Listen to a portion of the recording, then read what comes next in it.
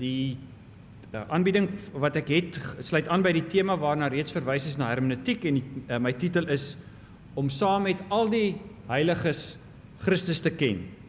Van 'n hermeneutiek van sekuriteit na 'n hermeneutiek van gasvryheid. Nou in 1995 is 'n ad hoc kommissie saamgestel deur die Synode van Wes en Suid-Kaapland om ondersoek in te stel na 'n versoek van die gemeente van Beaufort Wes om 'n verslag te gee, aan te bied in terme van pastoraat aan die homoseksuele persoon. Nou ek was deel gewees van hierdie kommissie en van julle sal onthou die verslag het by die kommissie gedien. Voor die tyd was daar heelwat lewendige gesprek in die media en by die synode dan self ook. Een predikant, eintlik 'n kollega van my op daardie stadium het tydens sy spreekbeurt by die 1999 synode het hy 'n opmerking gemaak wat ek sedertdien al dikwels oor nagedink het. Hy het gesê: ons moenie mense deur die Bybel lees nie, maar ons moet die Bybel deur mense lees. Wat moet ons maak met hierdie stelling? Hierdie stelling dat ons nie mense deur die Bybel moet lees nie, maar die Bybel deur mense. Is dit nie juis 'n aantasting of afwatering van die gereformeerde verstaan van die gesag van die skrif nie? Is dit nie 'n stuk sekulêre humanisme waarin mense, al is dit nou ook hulle pyn en hulle swaar kry, vir ons belangriker raak as God se woord nie? Moet ons regtig ander mense as die lens gebruik waardeur ons die Bybel lees? Moet ons nie juis eerder buig onder die gesag van die woord nie en ander mense, insluitende onsself, onder die oordeel van God se woord plaas nie? Selfs al is hierdie gedagte vir ons nie lekker nie, of al voer dit vir ons na harde woord wat ongelukkig negatiewe implikasie vir sommige mag hê, dalk ook vir ons eie kinders, moet ons vasbly staan en nie toelaat dat ons gevoel verander, selfs nie ons begrip of deernis vir hulle, maak dat ons die skrifuitsprake versag nie. Ek meen dat wat die predikant by die synode in 1999 wou sê met sy stelling dat ons die Bybel deur mense moet lees, nie was om te argumenteer dat die Bybel nie gesag het nie, of dat ons nie moet toelaat dat die Bybel ons eie voorveronderstelde gedagtes en dade kan en moet uitdaag nie. Nee, ek dink waarteen hy dit gehaat het, is eerder 'n benadering waar volgens ons op 'n mens onteerende manier en 'n lewe dreinerende manier oor ander mense oordeel en praat en dit dan doen met 'n beroep op sekere tekste. Dit gaan dus oor 'n kritiek teen 'n sekere hermeneutiek waar volgens ons meen dat ons los van mense dan spesifiek hulle trauma en hulle ervarings van pyn en uitsluiting die Bybel kan lees en dan boonop dink dat so 'n beskouing Bybels is. In die proses raak ons maklik, soos die Nederlandse teoloog Miskotte dit gestel het, Bybel vas, maar nie Bybel getrou nie. Om die Bybel by wyse van spreke deur mense te lees, is daarom 'n keuse vir 'n ander hermeneutiek, vir 'n benadering tot die skrif wat sonder die liefde glad nie sin maak nie. In sy bekende werk teen die einde van die 4de eeu, de Doctrina Christiana, oor die Christelike lering, gee die kerkvader Augustinus myns insiens ondersteuning aan so 'n benadering. En ek haal hom aan in Engels. Whoever then thinks that he understands the Holy Scriptures, or any part of them, but puts such an interpretation upon them as that does not tend to build up this twofold love of God and our neighbor, he does not understand them as he ought. Om die waarheid te sê, Augustinus gaan selfs verder om te sê, ek haal weer aan, and thus a man who is resting upon faith, hope and love, and who keeps a firm hold on these, does not need the scriptures, except for the purpose of instructing others. Onverwagse woorde van 'n teoloog met die statuur van Augustinus. Vir Augustinus is die interpretasie van die skrif in diens van die opbou in liefde, van Caritas. As ons skrifuitleg nie in die liefde gedrenk is en in diens van die liefde is nie, moet ons ernstige vrae oor ons skrifuitleg vra. Laat ek dan my kaarte op die tafel plaas. Ek meen dat hierdie aksente 'n verskywing van ons vra. Ook in ons denke oor selfde geslagverhoudings en verbintenisse en die gebruik van die Bybel in die gesprek. Dit vra 'n beweging van wat as 'n hermeneutiek van sekuriteit beskryf kan word, na wat ek graag 'n hermeneutiek van gasvryheid sal wil noem. Wat word bedoel met 'n hermeneutiek van sekuriteit? Hiermee bedoel ek 'n benadering wat meen dat die Bybel 'n duidelike en universele bloudruk gee vir die Christelike morele lewe, met duidelike en klokhelder reëls wat ons net so kan toepas. Reëls is inderdaad belangrik in die Christelike lewe. Dis in 'n sekere sin die konsentraat van die wysheid van die eeue. Maar reëls, soos wat ons reeds gehoor het, ook in die Bybeltekste, kan nie losgemaak word van die konteks waarin dit ontstaan het en waarin dit geïnterpreteer word nie, en die ontmoetinge wat daaraan betekenis verleen nie. Daar bestaan 'n gevaar dat ons sekuriteit kan vind, vastigheid in 'n skema van duidelike reëls en skynbaar ondubbelsinnige beginsels. Ons epistemologie is dan een van onaanvegbare versekerdheid. Ons weet wat reg en verkeerd is, wat sonde is en wat nie. En wat in die proses dan gebeur, is dat ons eintlik nie meer ander mense nodig het om die Bybel te lees en te interpreteer nie. Ons hoef nie meer met mekaar te worstel en saam na die waarheid te soek nie. Want daar is niks niets wat die ontmoeting kan bydra nie. So 'n hermeneutiek van sekuriteit immuniseer ons van die moeiliker pad om toe te laat dat die werklikheid van ambivalente uitsprake, botsende menings en verskillende perspektiewe ons netjiese skemas bevraagteken en so bly ons vooropgestelde idees dan in plek.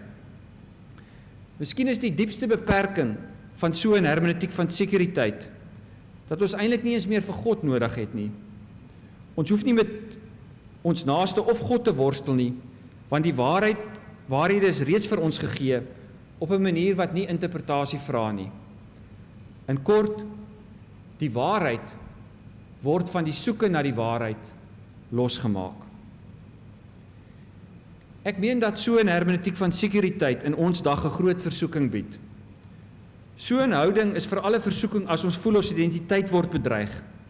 As ons voel dat die grond onder ons voete aan die skuif is. As ons voel dat alles op losse skroewe is.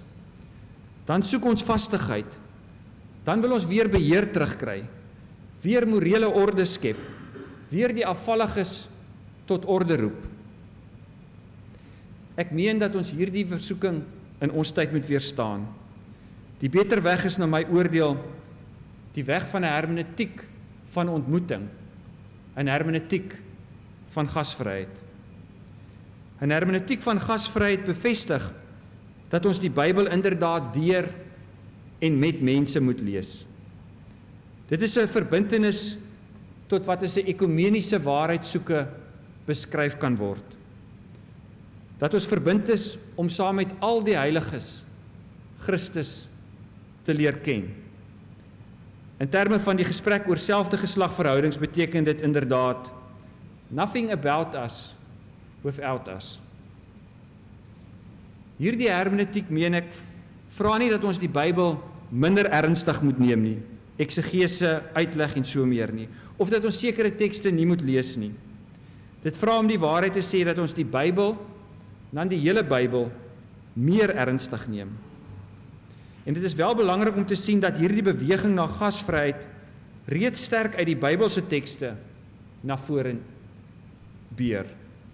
Dink maar aan die gelykenisse van Jesus. Die bekende gelykenis van die verlore seun, of soms ook beskryf as die gelykenis van die verwelkomende vader of die ongasvrye broer, waar ons sien hoe die verbintenis tot 'n liefdevolle verhouding eintlik die wet en reël skema van die dag herkonfigureer, omdat daar 'n ander logika seevier. Gasvrye omhelsing seevier oor die logika van skynbaar regverdige uitsluiting. In die evangelies lees ons dikwels hoe die fariseërs vir Jesus deur die lens van die skrifte beskou, wat hulle dan op 'n sekere manier uitlê. Ons kan dus sê dat eintlik lees die fariseërs vir Jesus deur die skrifte, deur die bril van die skrifte. Hulle meet hom aan die skrifte en hy slaag nie die toets nie. Jesus breek die reëls. Hy oortree die gebooie. Hy sluit in wie uitgesluit moet word. Hy deel tafels met twyfelagtige karakters. En dan sien ons hoe Jesus 'n spieël vir hulle ophou, wat hulle eie skrifuitleg aan die kaak stel. Maar as ons moet byvoeg, dan sien ons ook dat hierdie Jesus self as 'n gemarginaliseerde, uitgeslotene en veragte buite die stad in die naam van godsdiens, politiek, twee regstelsels en populêre opinie gekruisig word. Die tyd ontbreek ongelukkig om in detail verder op die worstelstryd van die vroeë Christelike gemeenskappe in te gaan, soos wat hulle gestoei het, om hierdie hermeneutiek van ontmoeting van gasvryheid te beliggaam. Dit was byvoorbeeld nie 'n weg sonder stryd om die bekeerlinge uit die Jodendom 'n regverdige plek te gee nie, en Jeremy het daarna verwys. Om nie aan te dring dat hulle ook besny moet word volgens die eeuoue tradisies en die skrifte nie. Ons sien hoe ewige konflikte ontstaan het as ons die gedeelte tussen Handelinge 10 en 15 lees. Maar ons sien ook hoe dit juis is as gevolg van die ontmoetinge wat Petrus en Barnabas en Paulus gehad het met nie-Joodse Christene, en dat hulle hulle heiligheid gesien het, en dat hulle toe hulle daaroor gepraat het met die ander gelowiges, en hulle hieroor getuig het, dat dit iets is wat hulle voorgehou het om hulle te beweeg, om te argumenteer vir insluiting en die nie noodsaaklikheid van die besnydenis nie. En dan sien ons ook in hierdie worstelstryd van hulle wat uit hierdie ontmoetinge na vore gebeur het, dat daar diep teologiese insigte by hulle neerslag vind. So sê Petrus dit baie mooi in Handelinge 15 vers 11. Nee, ons en ook hierdie gelowiges glo dat ons net deur die genade van Jesus Christus gered word. 'n Sterk uitspraak. Ek wil nie aanvoer dat die argument vir hermeneutiek van gasvryheid noodwendig tot 'n sekere siening van selfde geslagverhoudinge sal lei nie. Wat ek wel wil argumenteer, is dat 'n interpretasie van die Bybel, wat 'n weg probeer soek om die verhoudinge, om eerlike ontmoetinge, en om diepgrondige vriendskappe met gays, lesbiese en ander gender gevarieerde mense, dat dit na my oordeel die hart van die Bybelse boodskap en die integriteit van die evangelie in ons dag aantas. In ons ontmoeting met ander ontdek ons tog gewoonlik twee dinge. Eerstens, dat hulle anders as ons is. Dat ons nie moet dink dat ander maar net soos ons is nie, dat ons hulle presies verstaan nie, en dat ons presies vooraf weet wat hulle dink of wat hulle voel nie. Ons het daarom tyd nodig om mekaar in ons andersheid te leer ken, te respekteer, te aanvaar en te geniet. Maar ons mag ook in die ontmoeting met ander ons eendersheid ontdek, ons gelykheid, dat ons mense is wat na die beeld van God geskape is, dat ons broers en susters is, dat ons gedeelde pyn en vreugdes het.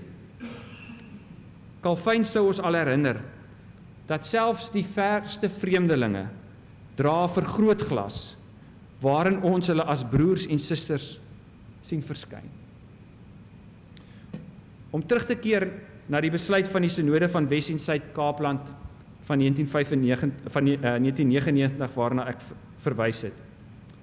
Een van die belangrike beslissings wat in hierdie tyd, dink ek, in die kerk geval het, was om nie net oor gays te praat nie, maar met gays en hulle te betrek by die navorsing en die verslagskryf. So 'n keuse staan vir my in die teken van 'n hermeneutiek van ontmoeting, van gasvryheid. Maar as ons terugkyk na die pad in die kerk oor die afgelope 20 jaar of meer, dan sien 'n mens eintlik iets uitspeel. Hoe dit dikwels gebeur het dat nadat so 'n proses plaasgevind het, daar dan kritiek is op die uitkoms van so 'n besluit, en dat dan weer 'n proses begin word. Hierdie keer weer dan met 'n groep wat nie die mense betrek wat dan die objek van die studie is nie. En dat so eintlik 'n proses homself herhaal. En dit lyk dus of hierdie wisselwerking tussen 'n hermeneutiek van sekuriteit en 'n hermeneutiek van gasvryheid hom bly uitspeel in ons kerk. Oor selfde geslagverhoudinge, maar ook oor ander sake. Miskien speel ook iets van hierdie stryd, hierdie wisselwerking, hom in ons eie harte ook uit. Ek meen dat kerke in Suid-Afrika, vandag en ook gereformeerde kerke, tans voor unieke uitdagings staan, met nuwe versoekings en nuwe geleenthede. Sommige praat selfs weer van 'n Kairos tyd, 'n oomblik van waarheid, waarin fundamentele teologiese keuses vereis word. Wat sou ons kon vra, beteken Christelike navolgingskap van Jesus in hierdie tyd? Ek meen daar is vir ons twee opsies. Die een opsie is 'n keuse vir 'n sekuriteitsmentaliteit, waarin ons onsself isoleer van ontmoeting met hulle wat nie tot ons ingroep behoort nie. In die proses ignoreer of selfs demoniseer ons maklik hulle wat nie in ons skemas inpas nie. Maar daar is egter ook 'n ander opsie. Die opsie van 'n hermeneutiek en 'n teologie en 'n etiek van gasvryheid. Dan stel ons onsself oop vir die ander, ook vir die ander in onsself. Dit is 'n meer riskante weg, want dit vra 'n verhouding van luister, van nie te gou meen dat ons weet nie, van waagmoed om nie valse vastigheid te verabsoluteer nie, juis omdat ons glo dat ons diepste geborgenheid nie in 'n arsenaal van reëls of van voorafgeblikte morele skemas lê nie, maar in 'n verhouding met die God wat vir ons aangeneem het, ons in genade verwelkom het. Om dit anderkant 'n hermeneutiek van sekuriteit, van skynbare vastigheid te waag, is wel nie 'n maklike pad nie. En ek dink dit is belangrik dat ons dit vir mekaar moet sê. So Sheila Cousins dit in haar gedig Dilemma stel, en ek eindig daarmee. Die verskil tussen ons en die heiliges is dat hulle uit die skuit geklim het om op die water te loop, en ons wat elk sy eie vastigheid wil, ons kyk hulle soos drenkelinge agterna. Dankie.